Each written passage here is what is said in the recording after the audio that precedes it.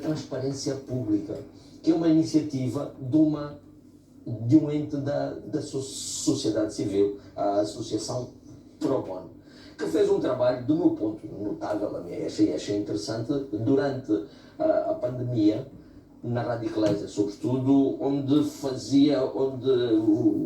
questionavam aspectos relacionados com a gestão, sobretudo financeira, portanto, gastou-se algum dinheiro e etc. E a ideia que passava era que era preciso prestar contas, e só estou a tocar esse tópico para que as pessoas, para enquadrar eventualmente as pessoas.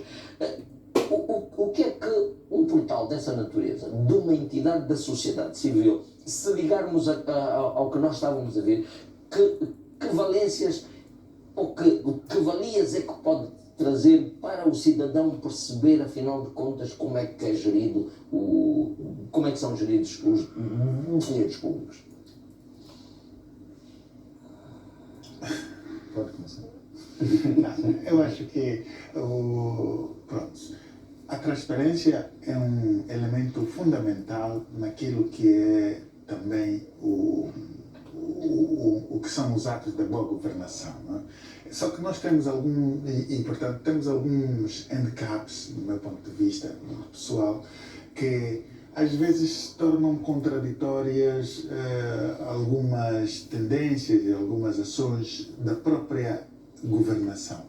Por exemplo, se temos como propósito a boa governação e a base da boa governação residir na transparência, eu, por exemplo, não consigo perceber como é que o cidadão não tem a possibilidade de saber o rendimento, por exemplo, de um deputado ou de um governante, de um ministro, de um governador provincial.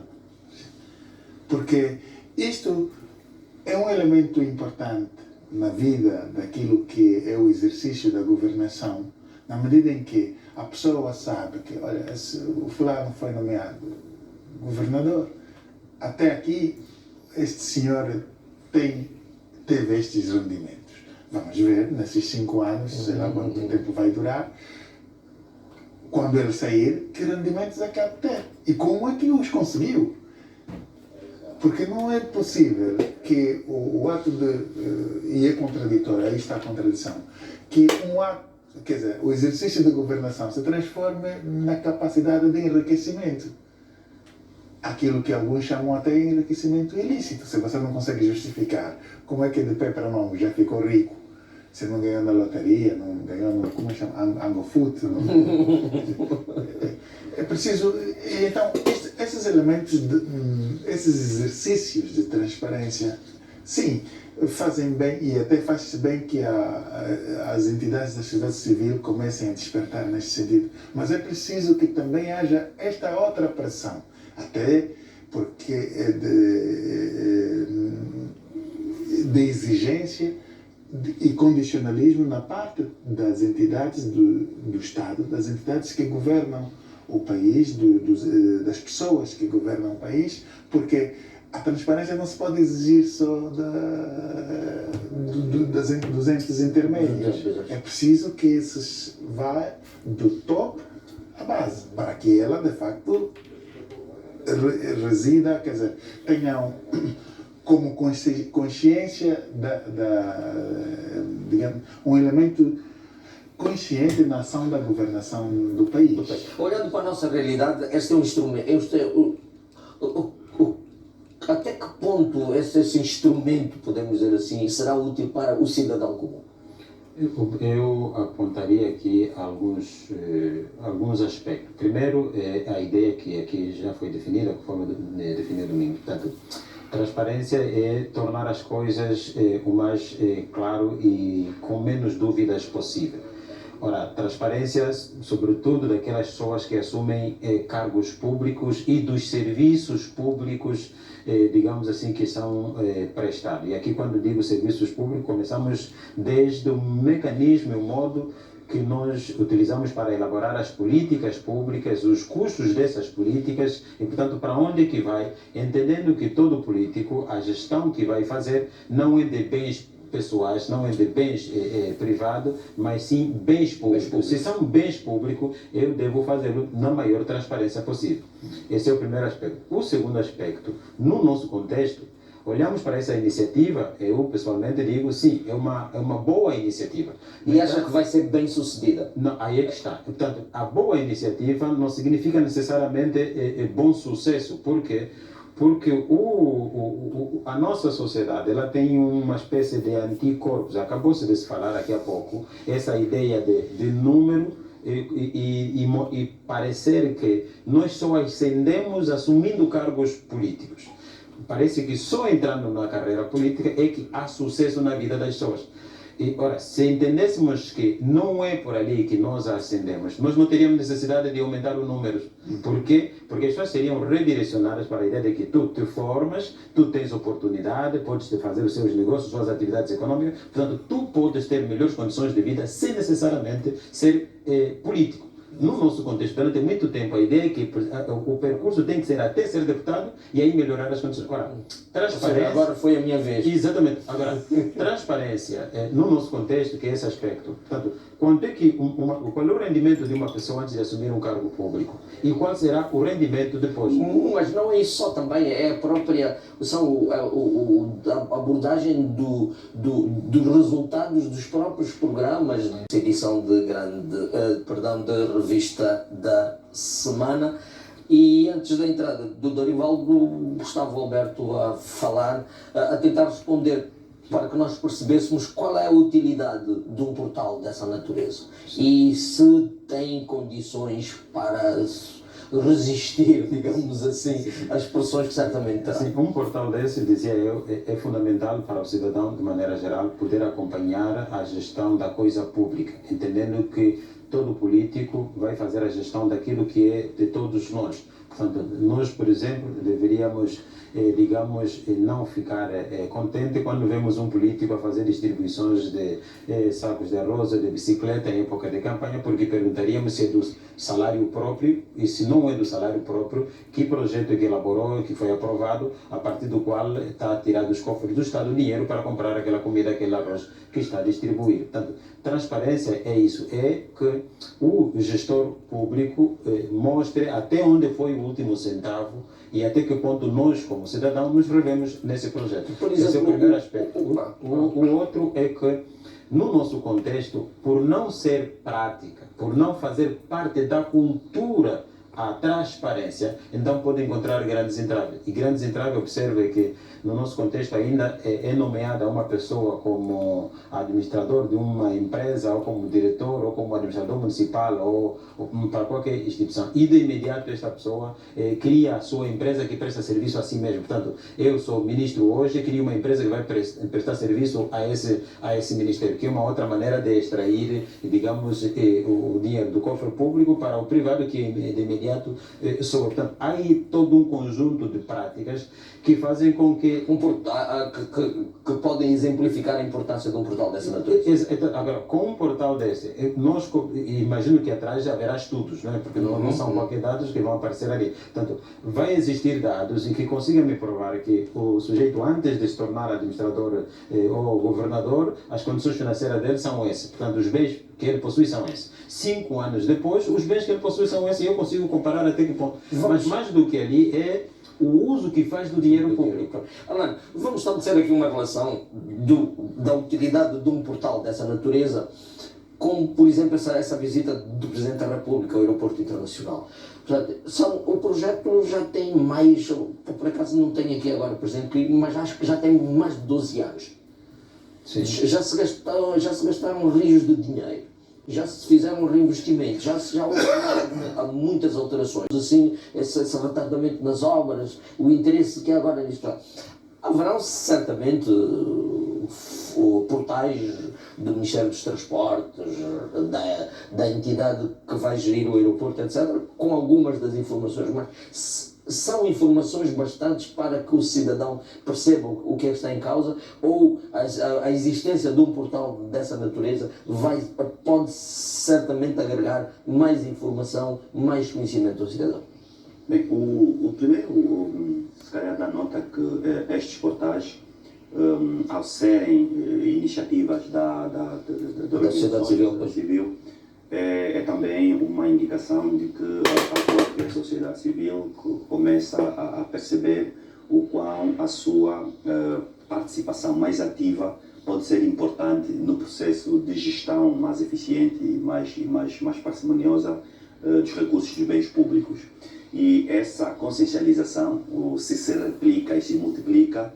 Portanto, temos aqui mais parceiros da transparência e da boa governação. Que convém ao governo, certamente, que convém também às autoridades. Que convém à governação. Pois, a governação, pois, exatamente. Sim. Convém à governação, porque no fundo a governação ela deve ser previsível, ela deve ser marcada por transparência, e essa previsibilidade só é possível na presença de informação. E sobretudo de informação que qualquer pessoa, instituição que tenha dados, portanto, de interesse público, possa partilhar sem constrangimentos, sem limitações no uso e acesso de informação.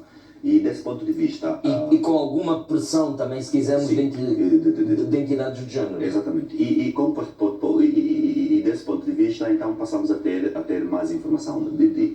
Mas nós temos um outro problema, que é, na presença de... nós temos certeza absoluta que a informação é importante. Falamos do exemplo, por exemplo, do novo aeroporto, que até hoje nós não sabemos quanto tempo ainda vai durar mais, quanto em termos de recursos financeiros esse processo esgotou e qual é o nível de responsabilização das empresas, dos diferentes responsáveis das obras que tudo isso teve. Isso só é possível, esse segmento só é possível, porque esta é uma obra, por exemplo, essa é uma obra extremamente importante. O impacto disso para o país é muito grande, por simplesmente o maior aeroporto, e depois da independência, construído por todos nós. Então todos nós temos interesse em perceber, afinal de contas, quem são até as pessoas que vão liderar o processo de construção de uma obra tão grande e tão significada como esta.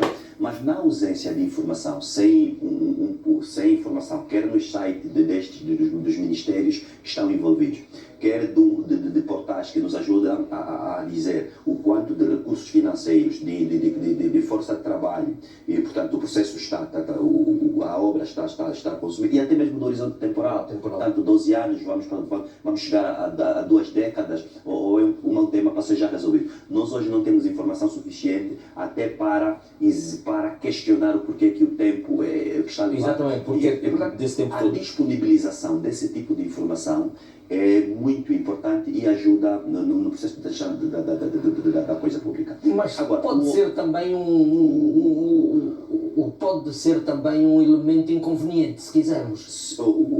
A grande questão é como é que nós lidamos depois com informações que não interessam a grupos de interesses que podem, no nosso contexto, estar, portanto, nestes projetos. Aqui já não é só a informação, mas é como é que nós gerimos denúncias. Porque nós também já temos alguma cultura de denúncia, desde o processo em que os jornais, portanto, os jornais privados, sobretudo, começaram a expandir-se. Portanto, a cultura da denúncia de projetos, de envolvimento, passou a ter lugar. Mas nós ainda somos um pouco inflexíveis em relação a estas denúncias, sobretudo porque a elite que trabalha com a gestão pública de projetos que exigem muitos recursos financeiros, ela é muito solidária entre si. E muitas das vezes as denúncias podem não ter qualquer valor na medida em que as pessoas que podem ser visadas, portanto, pode não interessar, pode não ser conveniente que se faça uma discussão séria e transparente dos temas. E aqui nós temos então que evoluir a nossa cultura política. Temos que fazer um processo de melhoramento de como é que nós entendemos o processo de gestão da coisa pública e o valor da transparência na nossa cultura, na nossa economia, o nosso ambiente de negócios. Como é que nós lidamos com a ausência de informação, com a informação, como é que nós, até que ponto os players que estão envolvidos em projetos públicos, que nível de decência nós entendemos que estes devem ter, e na presença de denúncias, quais são as instituições que rapidamente se mobilizam para averiguar, para investigar. Esse é o grande desafio que nós temos, para podermos aproveitar toda essa informação que as portais nós vamos colocar à disposição. Pela experiência que há, já existem um ou dois portais que se dedicam a esse tipo de atividade. Não é? Portanto, se podemos falar do Macangola, por exemplo, que de tempos a tempos vem com denúncias e algumas delas até... Agora, o que eu gostaria de perceber é...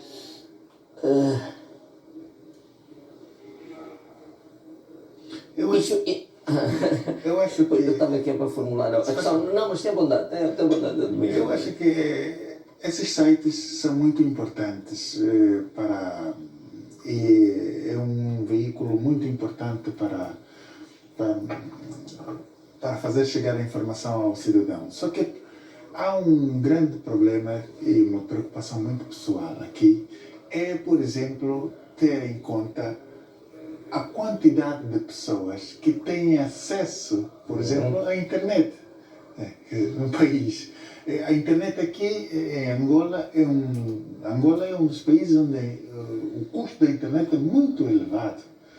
E não sei como é que as pessoas fazem para se manter conectadas 24 horas por dia, baixar documentos e coisas assim. Porque são instrumentos realmente muito importantes hoje no mundo atual. Esse é um indicado que esse tipo de iniciativas têm, de certeza. No meu ponto de vista, eu estou a falar de Luanda, mas saindo daqui, não consigo me imaginar, por exemplo, no Pão do Cubango, ou no Mochico, onde provavelmente nem energia elétrica deve ter, zonas em que se calhar nem energia elétrica deve ter. Portanto, eu acho que temos que fazer lutas paralelas, porque o acesso à informação muitas das vezes é condicionado por estes elementos. Não basta criar sites, os sites, e vai bem, porque senão vamos criar uma espécie de discriminação positiva. Porque só um grupo que tem acesso à informação. Mas não, isto está na internet, sim está, mas o acesso a ela, como é que fazemos? Então, hoje já há lugares onde o acesso é gratuito à internet. Portanto, é necessário haver maior disponibilidade de internet, digamos, para... Os sites funcionam com a internet. Para aceder a eles é preciso ter internet. De outra maneira não tem funcionalidade.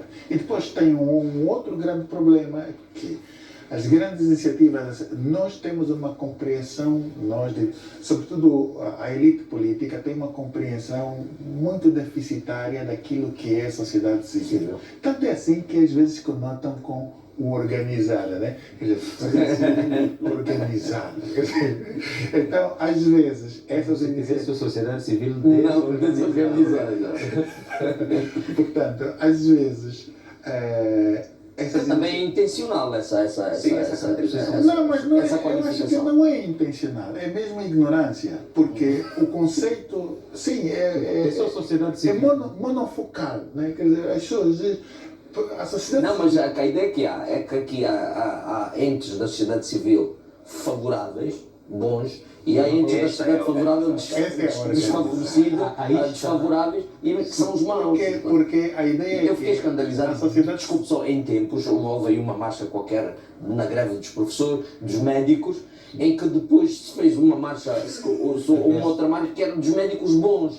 E eu fiquei, quer dizer, nós afinal temos médicos bons e médicos maus. Sociedade civil boa, sociedade civil má. Jornalistas bons, jornalistas maus. E essa divisão, essa dicotomia de facto não é boa. O conceito é que, e lá está, quer dizer, a lógica do comunismo é essa, né? O Estado prevê tudo. E então a sociedade civil, quem tem que prever é o Estado. Quer dizer, é uma providência que o Estado faz à própria sociedade, senão é desorganizada. Isso é importante na formatação da massa crítica da sociedade. Exato, por isso o ponto-chave aqui numa política como a nossa, que tem a história que tem, a transparência ela é sempre mal visto por isso. Por quê? Porque o político não quer explicar onde foi o... Como é que se faz? Os meandros... Porque explicar onde foi o dinheiro, onde foi até o último centavo, significa também assumir a ideia de que quando a população entender que isso não está bem, eu devo abdicar do cargo. E no nosso contexto, a figura do político, do governante, ele se confunde com a figura do pai em casa. Portanto, o pai tem que fazer sempre coisa boa, por isso esconde a coisa má que faz. Ora, numa sociedade democrática, a transparência tem a ver com esse aspecto de que o político faz aquilo que satisfaz a comunidade e se não está em condições deve, até por iniciativa própria, por isso olhamos para os países, digamos, com democracias consolidadas, quando alguém assume um barco e percebe que não está em condições de tripular o barco, por iniciativa própria, coloca as mãos e diz, olá, eu lamento, mas eu como quero o bem para o barco, e estou a perceber que eu estou a ser um obstáculo para o barco, eu deixo o barco para outra pessoa. Muito obrigado, No nosso regime político isso não é possível. Vamos fechar esse tópico. O que é que vai acontecer a Isabel dos Santos? Mas antes de fechar o tópico, se me permite, antes de fechar o tópico, era só para fazer uma chegazinha sobre a importância desse elemento de transparência também nos negócios. Olha, nós, por exemplo, o conceito mesmo de riqueza é tão distorcido que nós temos aqui um conceito mais de endinheirado do que propriamente de riqueza. Tanto é assim, tanto é verdade, que os nossos empresários não conseguem fazer negócios, excetuando Portugal, se calhar, onde é um mercado um bocadinho viciado e coisas, mas fora disto, não se consegue fazer, nem na África do Sul, nem aqui na Namíbia se consegue fazer negócio. Não é só por um impedimento linguístico, não, porque há elementos essenciais que têm que garantir a transparência da origem dos fundos, exatamente. E nós temos grandes dificuldades, os nossos empresários têm grandes dificuldades de mostrar isto. Portanto, não é um elemento. E o que é que acontece? Uma pessoa assim, um grupo de pessoas assim, de empresários, mas que não conseguem investir num mercado regional, por exemplo, a que vale esse tipo de riqueza? Nada, porque, quer dizer, nós precisamos sempre olhar para além daquilo que são as nossas... Mas é engraçado, o Domingos das Neves está aqui a falar de fazer negócios na Namíbia, mas é que mesmo entre eles aqui dentro não conseguem fazer negócios. Eu acho que só isso